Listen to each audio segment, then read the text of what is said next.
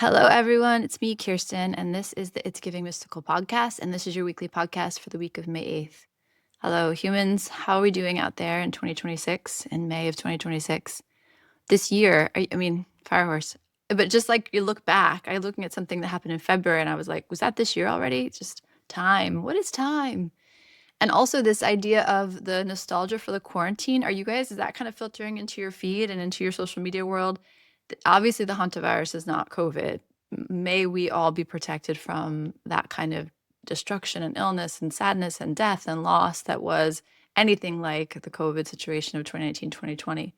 And there's this odd nostalgia for lockdown. What does that say? Just thinking about how we slowly evolve. It's like we don't even see how we're changing. We don't even see how things are different. And when we went into lockdown, that was such an extreme situation. We thought it was unbelievable. We thought it could never happen in our lifetime.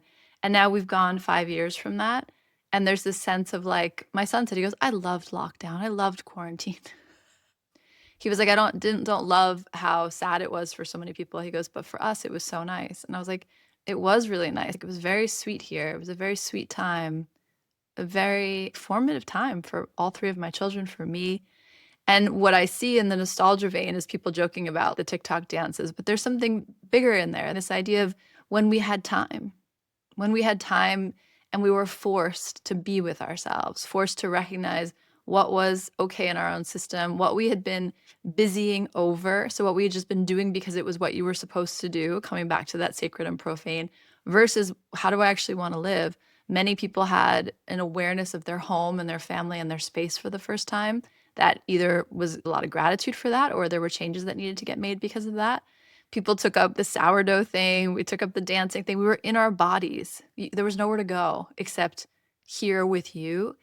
And that was such an incredible birth canal into the way we live now. But looking back, it's like, oh, what part of that was sweet? What part of that was tender? What part of that was something we actually miss? We have nostalgia for. That's just really interesting.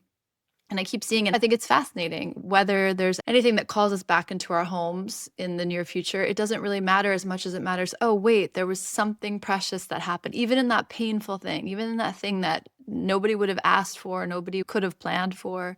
There was something about that was me with me in a way that fundamentally changed me. There's really interesting. And again, comes back to the sacred and profane thing that's going to be happening in May of coming back into our bodies, slowing it all down.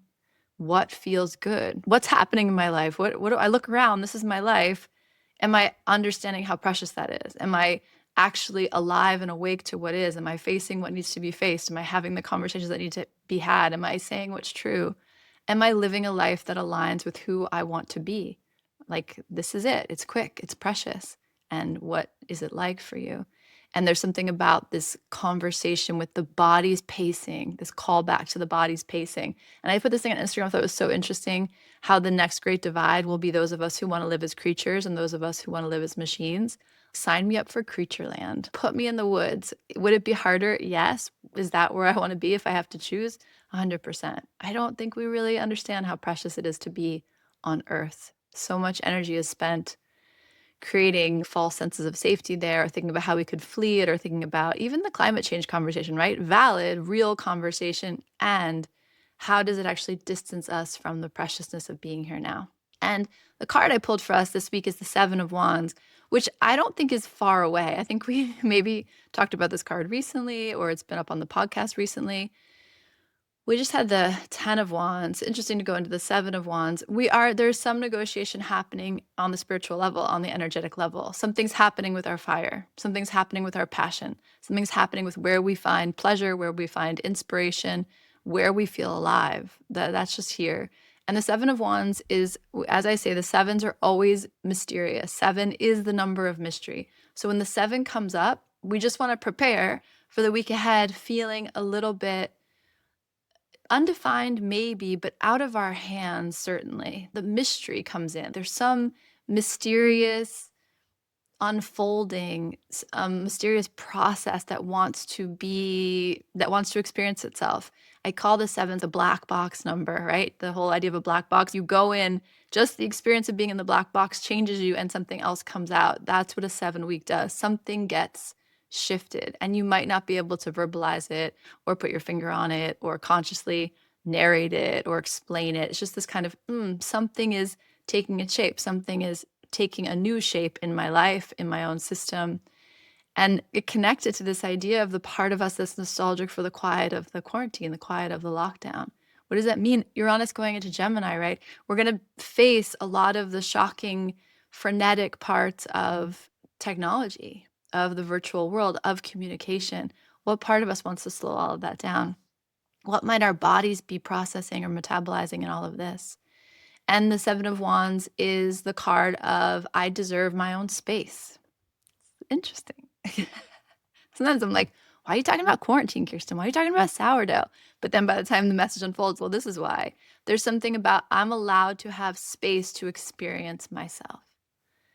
That is so much rarer than we give it credit for. Like we have moments, you'll go on a retreat or you'll go away for the weekend or you'll leave your routine and you'll be like, oh, wow, I like it here, or I don't like it here, or this part of it feels good, this part of it feels unsteady, this part of it feels confusing. But there's something about taking yourself out of the ordinary, out of the routine that helps you just check in. Like, what's it like for me in my own body? What's it like for me when I pause for a moment? What's it like for me when there's empty space, I don't just allow things to fill it. And that came up yesterday. I was doing readings at Charbellum for the women who shop there. And amazing, powerful, intelligent, creative, beautiful women. And so much of the messaging that came through is like, you deserve space for yourself. So it's here for us. And it could be that age in life. It could be just this fundamental reframe of what does it mean to be in service. And I've been talking about that for years now. But part of what happened coming out of COVID was this idea of I've been serving from depletion.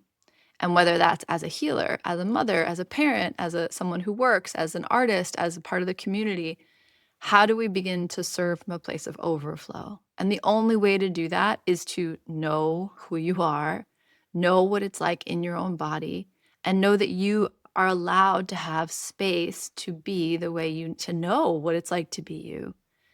Many of us, from childhood trauma, from the state of our society, became reactive almost as we became conscious. We almost began to understand what was happening around us before we understood what was happening internally. And for men and for women, for queer and non-binary people, that path might look different, but it's the same idea of don't focus on you first. You need to step outside. You need to put what's happening internally secondary to what's happening around you. And the Seven of Wands is always, always the invitation to take up space. Take up space for yourself, speak about your boundaries, defend your boundaries, and not in an active, hostile way, but just, I'm allowed this space. I'm allowed this timing. And so that's always with the Seven of Wands. The Seven of Wands is always saying, something's happening in your energy field and it requires space to experience it, to know it, to metabolize it. With the Seven of Wands, there can be a sense of knocking at the gates, like someone kind of trying to get your attention or trying to kind of flag you down. Like, what are you doing up there? Like, what's happening in the space of your own? And what's interesting is, again, me and reversals this year, but the reverse, I came in as a reverse. And so when I first sat with it, the message that actually came through was open the gates. The message that actually came through was you don't need to fight so hard to stay in your own space. And that's just interesting because we had 10 of Wands last week, which was like, you might want to put some things down. You might want to let go of some of your attachment to some things that were wonderful in the past, but don't necessarily feel alive and rich right now. And the invitation was just open your hands, put it down, and trust that something new will come. Trust that new love will come, new ideas will come, new inspiration will come, new passion, new vitality, that it's all available to you. We're not done yet. And so there's this invitation with the 10 of Wands to put it down and see what might appear when there's a little more space. The Seven of Wands coming in reverse this week feels like that actually might be happening quite explicitly. There might be this sense of spaciousness in your field, in your life, in your day, that you're not quite sure what to do with. And there can be a couple of reactions. So you can have this space, the space can get created. I put everything down and there's a spaciousness that's created. And that might feel comfortable or that might feel uncomfortable. Something about the Seven of Wands coming in reversed is like the space, you're okay. It's kind of a little bit of this you're okay feeling. You have more space, more protection than maybe you realize. And it feels less, I need room for myself, and more this kind of awareness of where you're fighting so hard for space.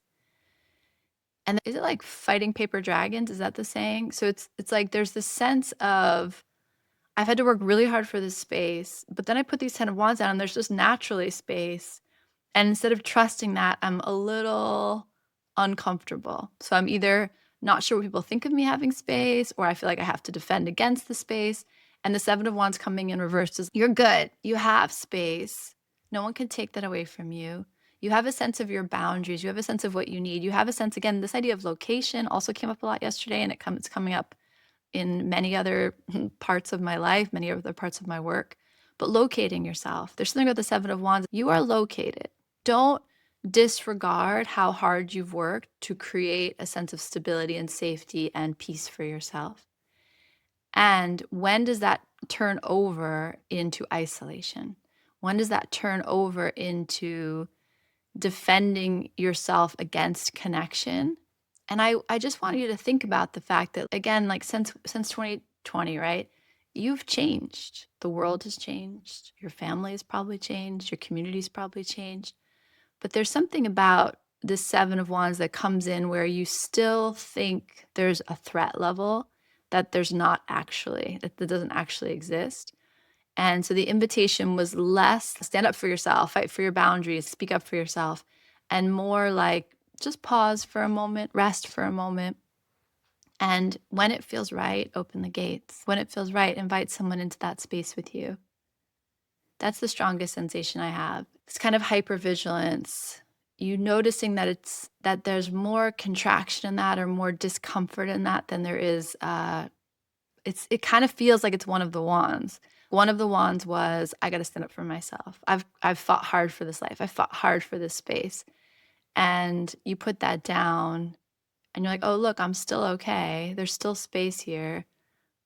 Who would I like to invite into that? I have a very strong sensation of a bounded space, the gates opening and someone stepping into that. And it could be a thing, it could be an energy, it doesn't have to be a person, but stepping into that and something about your system relaxing. Because what you recognize is I can be in connection and it can invite someone into my sacred space, my precious temple, and it can be something that I enjoy versus something that feels like a threat. It's really interesting. This feels very relational, and it feels very much like it's happening at the boundary line. And honestly, it feels like you, me, us, we've been fighting for so long that we forget what it's like to rest. That's kind of what it feels like. The step is, oh, I've created a space for myself, but now can I relax in that space for myself? Can I trust that space to maintain itself? Can I trust that what I've built is safe and good? And can I be in connection in that safe space? That's probably the clearest way to say it. The simplest thing is open the gates. And again, I feel like we've heard that before recently. I feel like that's part of what's happening here. But there's a playfulness. The Seven of Wands is a little intense and serious, and that reversal comes in. Open the gates, have a little fun. Don't worry so much. It's going to be all right. What could happen? What could go wrong? A devil's advocate in a good way. Why don't we just have some fun and see what happens? It feels like that kind of energy. And maybe it has to do with what I was saying on the monthly podcast of the rules that you play by. Who told you that that's the way it goes? And the things that you want, who decided that you want those things? Are these internally sourced, or are they told to you by some other system, some external source? The Seven of Wands in this case feels like your energy's changing. What feels good, what lights you up, what turns you on is changing. And it has something to do with holding the tension between you being safe and steady in your own body and you being in collaboration and community and connection. That's nice. And I think it might happen in a way that's not nonverbal and not a mistake, but surprisingly so. Oh, look at this. Here you are in my circle with me, and it feels nice and not scary, and I feel safe, and I feel like I have room to breathe. And also, I'm not alone. That's nice. So may you have that experience this week. Don't overthink it, don't over control it. Really, what I would notice is tension forward in your body. The somatic awareness of this is a curling in, a tension forward, a contraction forward. And the noticing this week where you feel a little more relaxed, where you feel a little more like your chest is open, your heart's a little more open, your back's a little more settled, and just noticing how safety can exist both in the space and in your relaxation, but also in connection. I like it. Seven of Wands. What else? Let me see if there's anything else here. So the last thing is let yourself be seen for who you are in all your messiness and all your quirks and all your uniqueness. But one of the classic conundrums of the tarot is, why does he have two shoes on? That was drawn for a reason. He's got a boot and a shoe. Why? Like what? And one of the classic translations of that is, he's allowed to be who he wants to be. He's allowed to defend his right to be who he is. And so when the Seven of Wands comes in reverse and it has more of this energy of, you don't need to defend so hard, you can actually open the gates. You're safe in your own space. Your land is protected. There's something about when you open the gates, when you go into connection, doing it from a place of authenticity, not having to defend your right to be exactly who you are, getting to actually enjoy your quirkiness, your humanity, your weirdness, and also be safe and also be connected. And allowing all of that to happen in this mysterious, energetic way that you don't need to be the one to make it happen. You're just kind of tracking your body's experience of space over the week. Yeah, just this idea of defensiveness, it's going to be with you this week. This idea of mysterious things feeling different than they did and you're not really sure why. Okay, that's all right. And this a sense of someone. I keep seeing someone be like, hey, hey, and like waving their wand at you. And instead of that being a threatening thing, it's just like a, hey, hey, hey, hey, nice to see you. What's going on? There's just a bid for connection. That's really lovely here. Yeah, may it be easy and fun. May you find yourself in your own unique flavor of embodied humanity met there in a way that feels safe and also thrilling. Cool. All right. What can I tell you? Shaman School, reach out to me if that's something you're interested in. September 2027, we'll start talking about that a little more concretely this summer, but I'd love to know who's interested. Private appointments are open for Wednesdays if you want to do private work with me. And Mystic Rising, we're having a beautiful exploration of the mother archetype. We'd love to have you join us. And if you're intimidated by that at all, or you're not sure, book a free 15-minute session with me and let's talk about it and see where you are and see if there's something you'd want to do to kind of on-ramp into that. But it's a beautiful connective community space, and we could use more women in that work. So if there's something that calls to you in that, reach out to me. Let's talk about it. Don't be shy. Come. I welcome you into my weird little plateau of humanity anytime. All right. I'll talk to you later, and may you take very good care this week.